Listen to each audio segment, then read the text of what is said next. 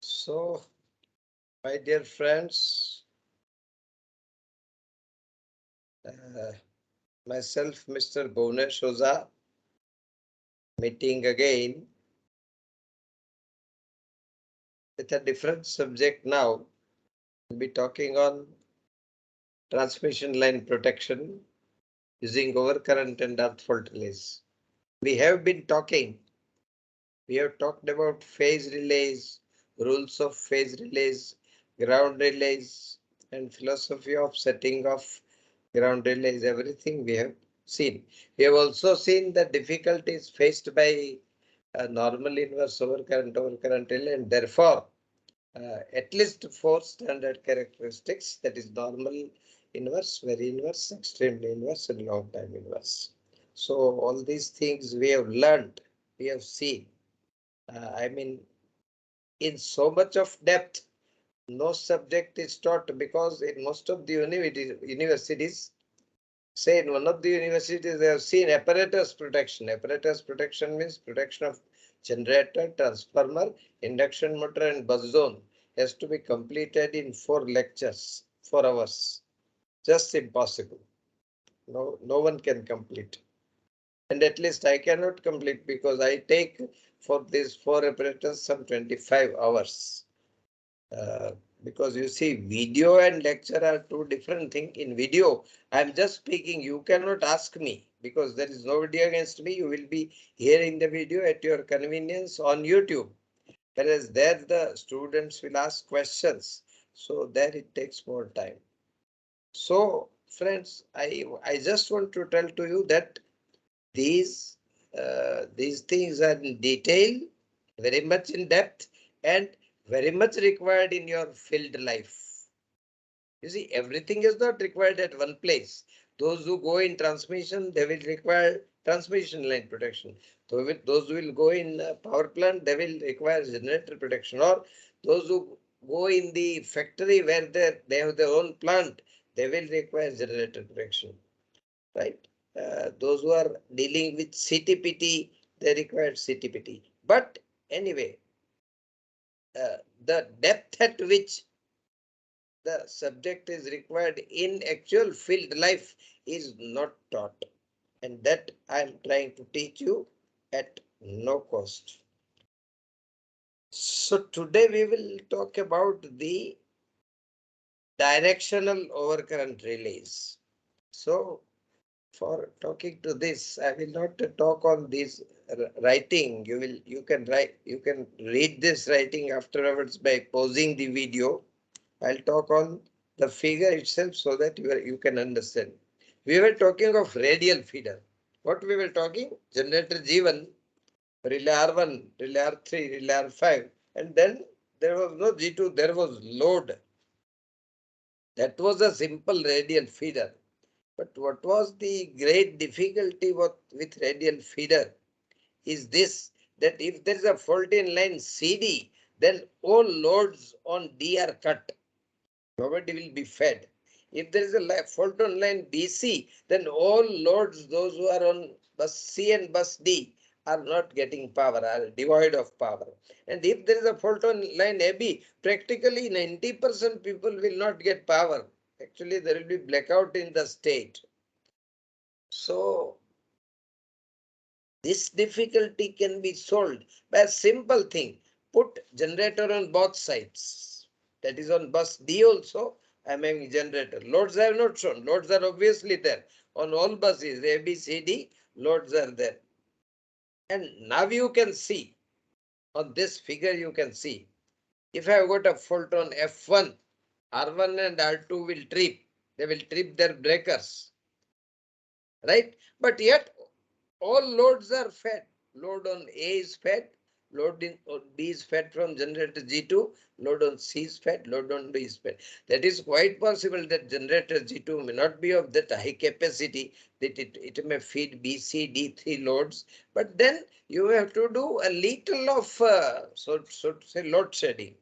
Otherwise, complete dark out will not be there. F2, R3 and R4 will operate. All loads are here fed. Means people do not know that there is a fault. Line fault is there. If it is a sustained fault, it will be cleared by line staff. If it is a transient fault, it will be automatically cleared within so to say 300 milliseconds only. So within 300 milliseconds, the relay may trip, but within 300 millisecond, there will be auto reclosers. And because you see, nowadays people are using auto reclosers because 85% of faults are transient. So they are not simple breakers. Auto reclosers means circuit breaker will trip because of fault.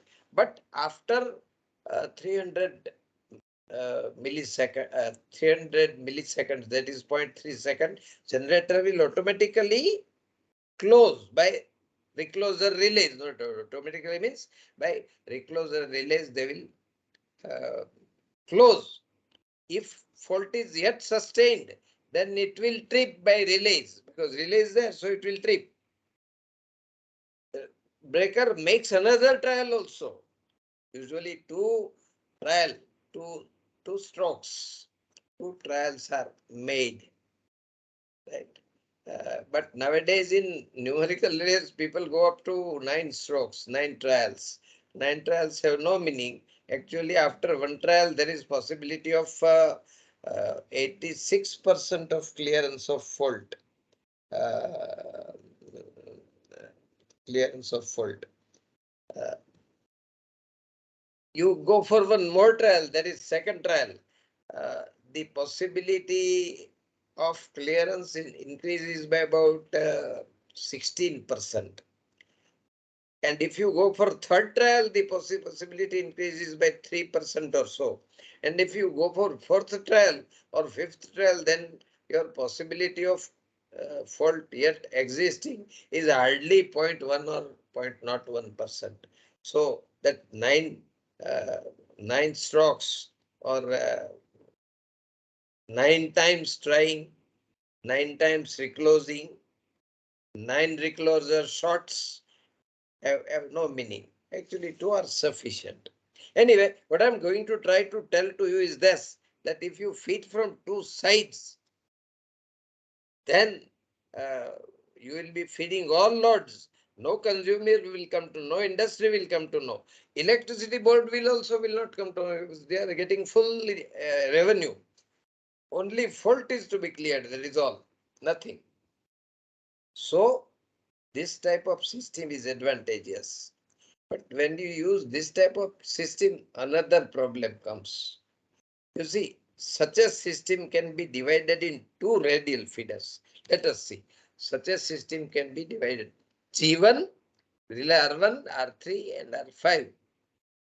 Uh, there is something wrong here. R1, R3 and R5, because in earlier figure there was R1, R3 and R5. So in this figure also it should be R1, R3 and R5. And in the lower part it should be R2, R4 and R6. So that is a print mistake somebody has done.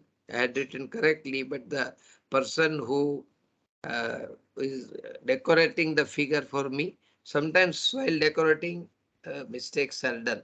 Anyway, what I'm trying to say is that there are 2 radial feeders actually. So in first radial feeder R3, and R3 is wrong, R5 is the last relay. R3 backing up R5 and R1 is backing up R3. Similarly, in the second radial feeder, R2 is the last relay, R4 is wrong. R2 is last relay. Uh, R4 will give backup and R6 will finally give backup, right? So if you say so, you will set R3 at 0.1 second, 0.25 second discriminating time interval. R2 you will set at 0.35. R1 you will set at 0.6. Similarly, R4, R5 and sorry, R4 is wrong. R2, R4 and R6. So to say, these are the final timing figures. Now what happens? Fault has occurred at F2. My advantage is only then when R3 and R4 trip and their relevant breaker trip, breaker number 3 and 4, number is not given, but R3 will control the breaker near R3. So that should trip. But what happens? From G1 the fault current is coming. So it is passing through R1, R2, R3 and fault. G1, R1, R2, R3 and fault. And from G2 it is G2, R6, R5, R4 and fault. Now R2 is operating within 0.1 second, so R2 will operate, and R5 also is operating within 0.1 second, so it will operate. So B and C will be cut off, loads will be cut off. So the advantage about which I was talking is not available. R3 and R4 will not trip because they are tripping after 0.35 second. So you are not getting the advantage. Therefore, the relays R1 to R6 are not simple IDMT over current relay. I have to add one discriminating dimension, and that discriminating dimension is direction of fault. If fault current is flowing away from the bus as shown by arrow at C, R1 and R6 are uh, uh, not directional, but R2, R3 away from the bus. If the fault current is flowing away from the bus, then only relay will operate. That means if the current is more than plug setting and the current is flowing away from the bus, then only it will operate. If current for R2 is flowing towards the bus, then even if it is a fault current, even if the current is more than plug setting, it will not operate. Now you may ask then what is the meaning of direction? Direction is not electrical quantity. Direction means voltage and current are controlled. So I am measuring the angle between voltage and current, right? And by using angle between voltage and current, I am deciding the direction. So now if you see fault occurs at F2, R2 will not operate because direction is contrary. So howsoever it operates early, it will not operate, and R3 will operate 0.35 second. If R3 fails, then R1 will give backup. Similarly, R4 will operate and R6 will give backup. So right relay operates. You can think of fault at F1 and F3 also. Same thing will happen. You see, you are tripping the right relays and right breakers, and you are getting power to all consumers. So that advantage. So therefore, I have to add one more dimension, direction. So this one complexity I am adding. I am adding one more generator and I am adding one more complexity. So and usually we use directional overcurrent relay. That is the end logic of direction and overcurrent. Direction should be correct. That means direction should be operative and current should be more than plug setting. And only the relay will operate. This end logic nowadays with numerical relay is very simple. Yes, right, correct. Direction you feed and you feed the uh, plug setting and then make end logic of that. If end logic gives final signal, then only the trip signal will go to breaker, otherwise not. So it is an ending of direction and overcurrent, that is directional overcurrent relay. So where will the directional overcurrent relay will require? One point we see radial feeder fed from both ends, but there is another uh, requirement also for the directional overcurrent relay, right? This is all what we have talked about, so I am skipping this. Uh, this I will talk with reference to figure, where in other networks the direction is required, and thereby we are going to complex uh, we are going to add the complexity to the power system networks. So the another requirement is the parallel feeder like this. Parallel feeder is not shown.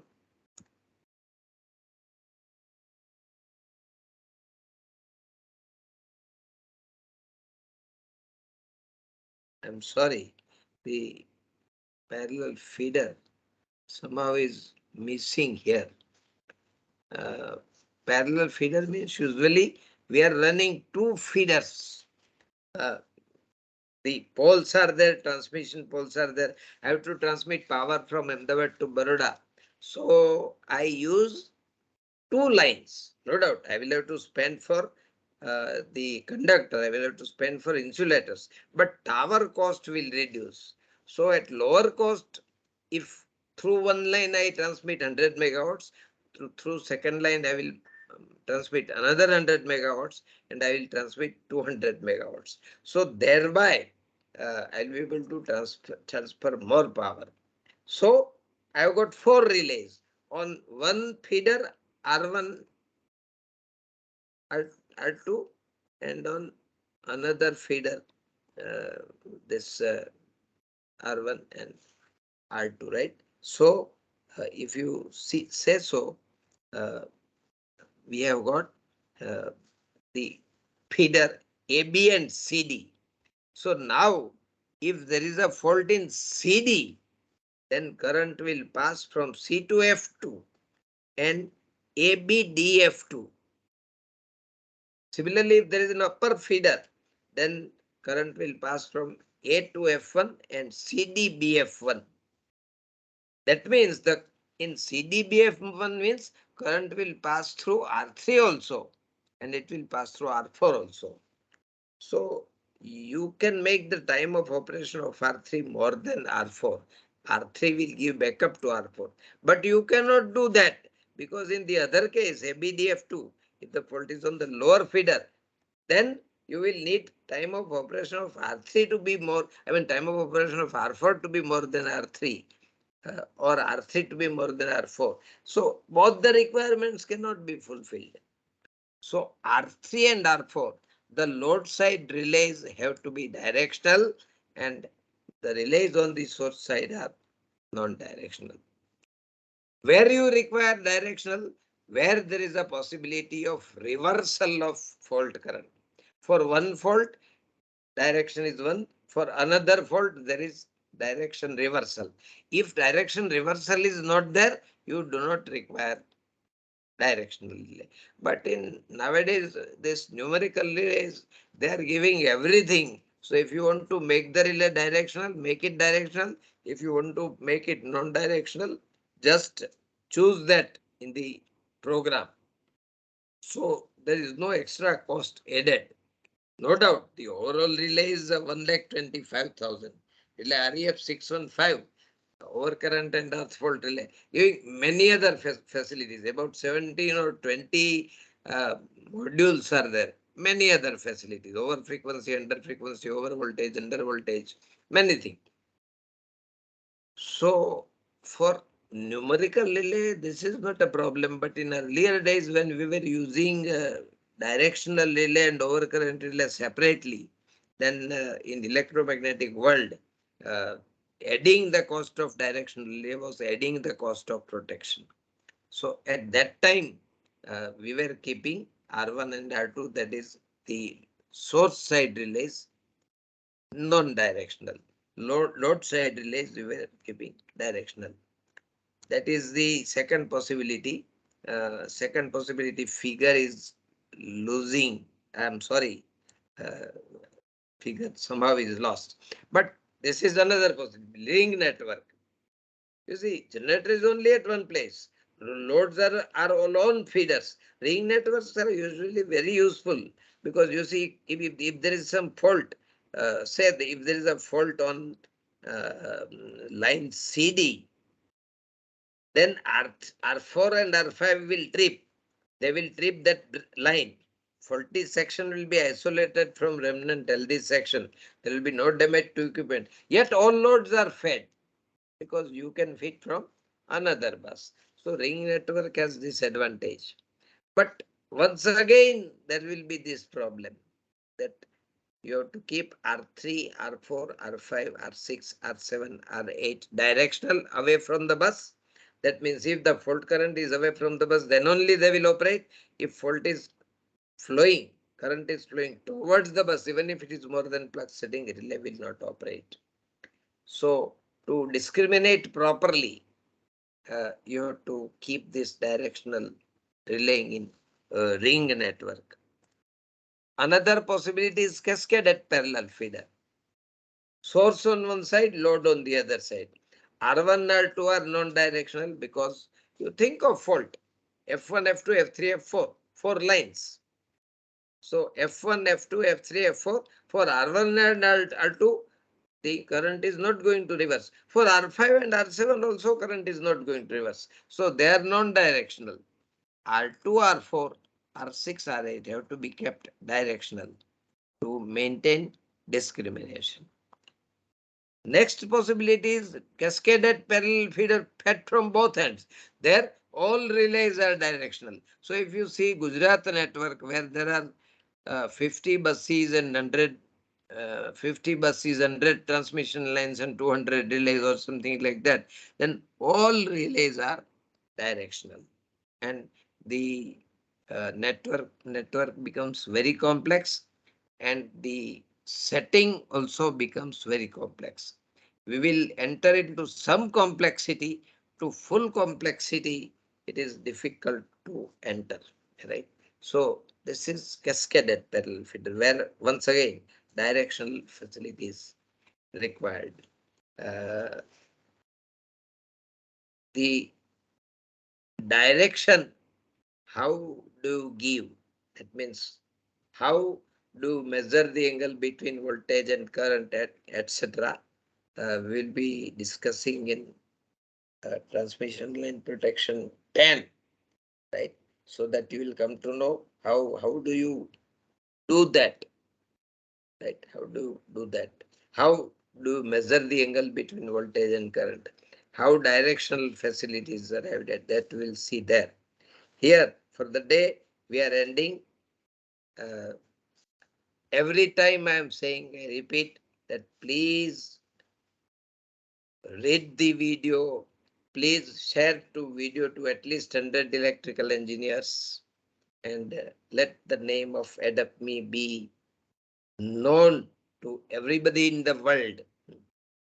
You see, there are many names which are known to everybody in the world, but Adapt.me is yet a small child, so it is not known. When Adapt.me will grow up, but whether it will grow up or not grow up, whether it is child or a big, rather old person, its uh, popularity is dependent on viewers. So after all, viewers are masters. You are our masters. You have to help us out to make Adapt.me rise high in the sky, and many views, many likes, many viewers. That is what we want. And then in turn, we are getting very good knowledge free of cost. Very good knowledge I am telling, that is wrong because my telling is not good. You should tell. But I can tell because I am getting uh, in a day at least I am getting 100 likes on my videos every day. The problem is viewers are not there because the people, the engineers who are known to me, my student friends, there are a student friend strength is 1800, but they are also very busy in their service. So they cannot read the or hear the video for half an hour. So viewers are not increasing. My worry is about viewers. It has reached only 1000 or 1200. It has to reach minimum first milestone 4000, and then it should go to one, one 10,000 also, and then it should go to 1 lakh also, and then it should go to 10 million also, and then it should go to 100 million also. Slowly, but yet it has not gone high. I am worried about viewers, right? So please, if you have time, and this is just half an hour video, uh, you can on weekend you can hear this video when you are free, just you are resting, you can read, and you are a technical person, so you will like it. And if you are experienced person, you have already become engineer 20 years, before 20 years you have graduated or post graduated, today you would have forgotten certain fundamentals, certain concepts, so it will be useful. So please read through the video, hear through the video. Till then, my friends, I thank you so much and good day. Good night here for India. Good morning for USA. So, I mean, telling good night is not good. Good day, happy day, right? Uh, uh, I rather wish you all the best for your service life, for your kids, for your wife, very good health. That is all what I can tell to you. So thank you once again.